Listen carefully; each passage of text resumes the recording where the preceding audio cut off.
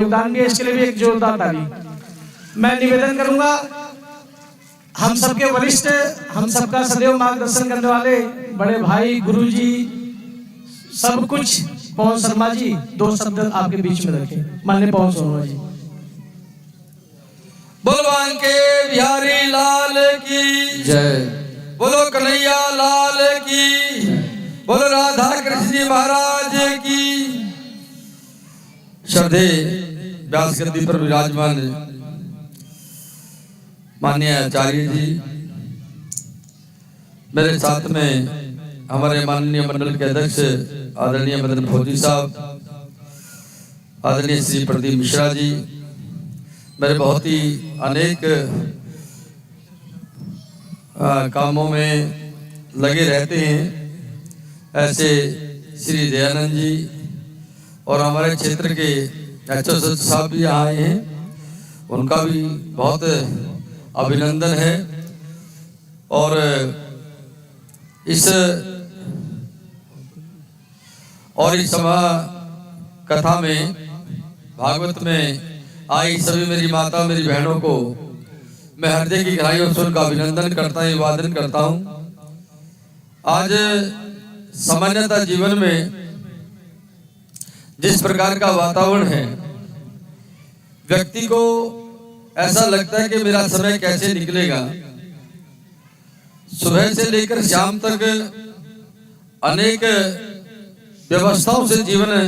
एक बार जोरदार ताली बजाकर हमारे यहाँ के स्थानीय सचिव साहब का अभिनंदन करें। ताली नहीं बजती।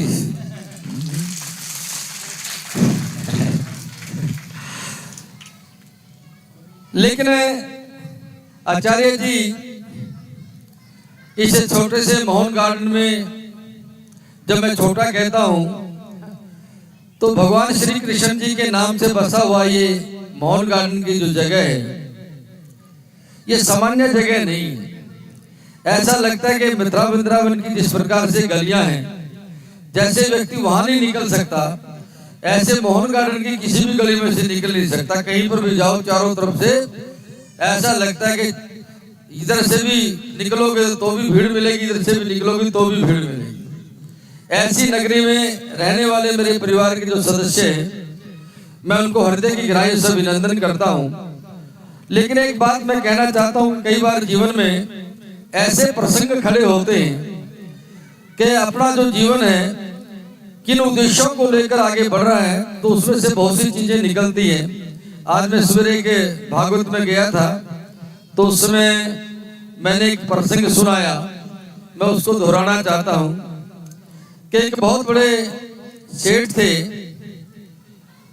लेकिन उनके जो भाई थे, परिवार के सदस्य थे, वो बहुत बड़ा धन धान्य से परिपूर्ण थे।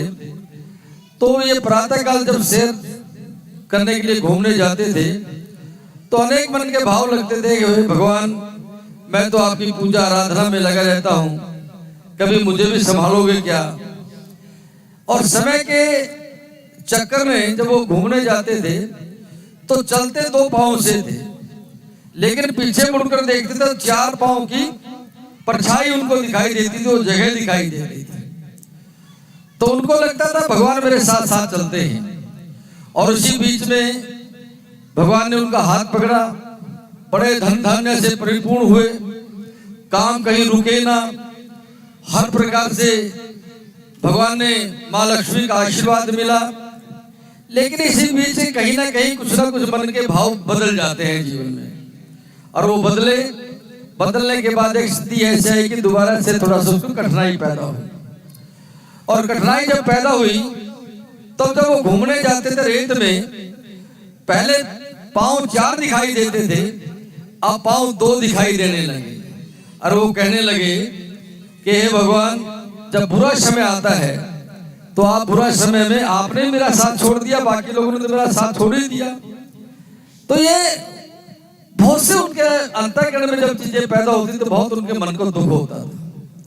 लेकिन समय की गति के साथ बढ़ते गए, परंतु भगवान का उन्होंने साथ नहीं छोड़ा और धीरे धीरे करके काम को दोबारा उन्होंने खड़ा किया। फिर परमपिता परमात्मा का आशीर्वाद मिला और फिर वो धन धान्य से परिपूर्ण हुए, समाज के कामों में उनका धन लगने लगा। अब वो जब वो घूमने जाते थे, जो पांव 2 दिखाई देते थे, फिर वो 4 दिखाई देने लगे।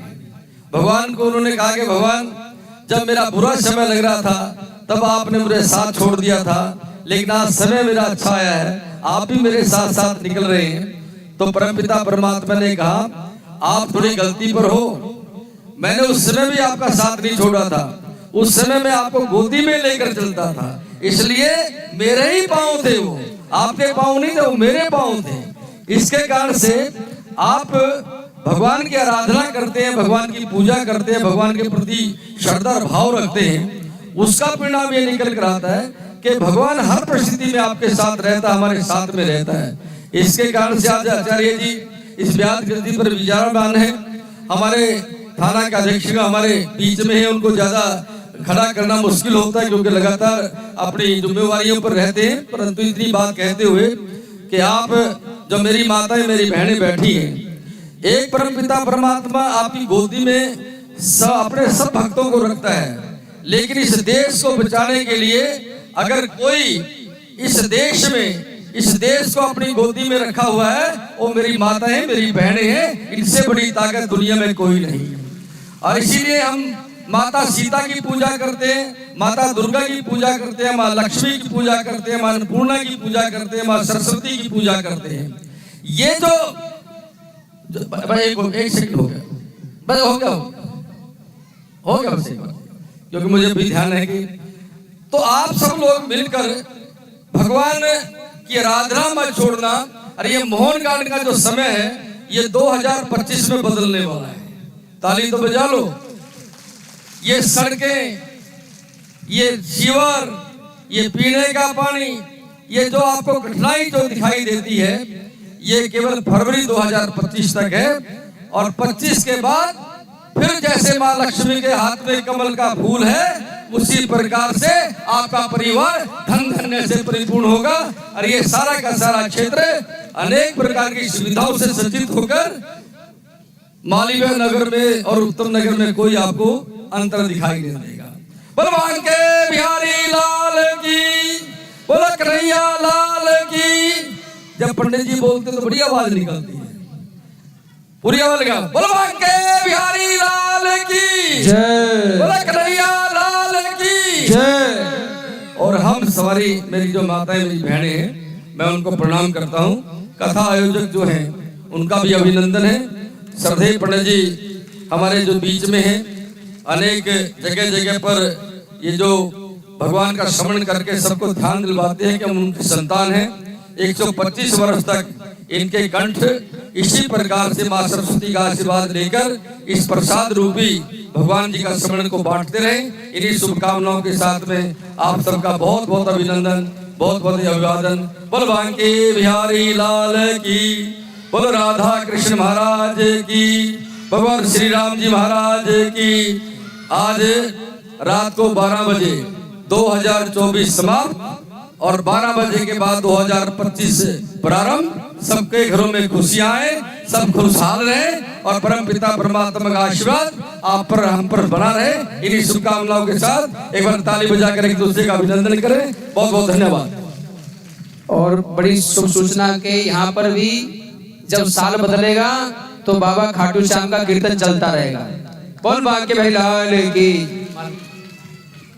और 2 शब्द हमारे थाना प्रभारी जी कुछ बोल रहे हैं?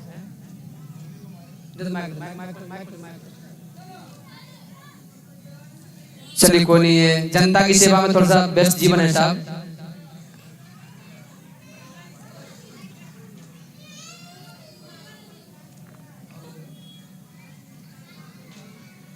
हाँ, ताली बजाते स्वागत करेंगे हमारे एसएस साहब का। बोलो बांके बिहारी लाल की जय।